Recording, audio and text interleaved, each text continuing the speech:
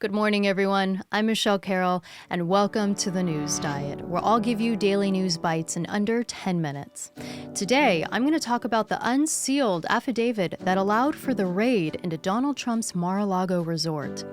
Let's be informed so we can get on with our day.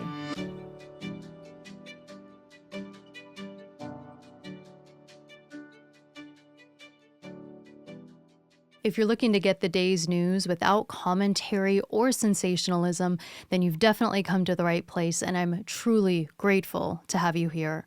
Just be sure to hit that subscribe button so you can catch all the new episodes, and also, as a new channel, it really helps the show grow, so hopefully more people can also discover this healthier alternative to staying informed. By now, we know that former President Trump's Florida Mar-a-Lago home was raided by the FBI earlier this month. Searching a former president's residence has never happened before, so of course, the question is, why did the Justice Department feel this raid was justified? What were they looking for? And what did they end up finding? Usually, in order to obtain a warrant, an adequate case needs to be established before being given permission.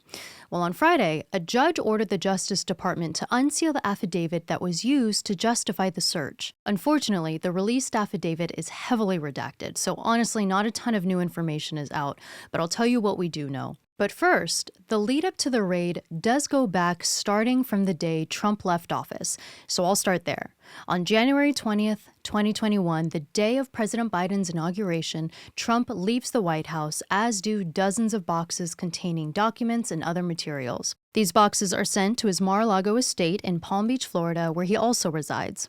Throughout the rest of 2021, the National Archives, which is a government agency charged with the preservation and documentation of government and historical records, engages in back and forths with the Trump team regarding missing records that they claim should have been left behind in the White House.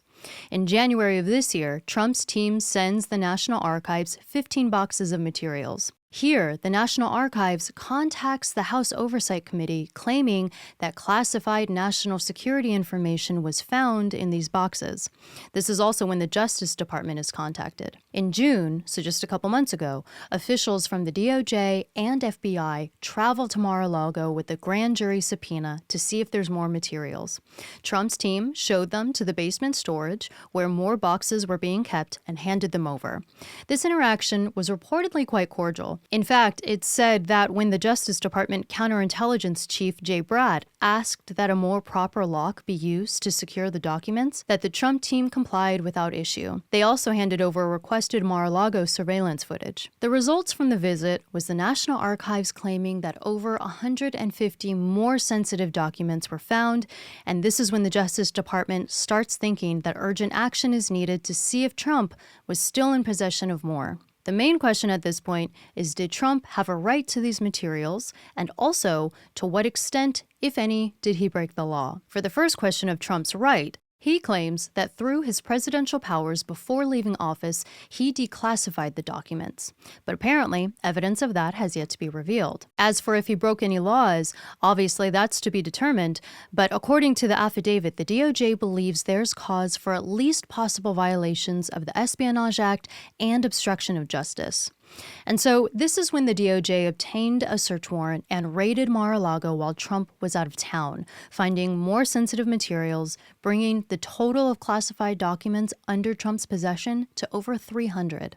We've still yet to learn what exactly these materials are. Regardless of the nature of the information in question, the unprecedented nature of raiding a former president's residence has some saying that not even former presidents can be above the law and that this should be treated as a serious national security issue, and others saying that the severity of the raid was overkill, considering the somewhat cooperative nature of how the ongoing communications between the National Archives and Trump were going. Trump has responded by calling the raid politically motivated.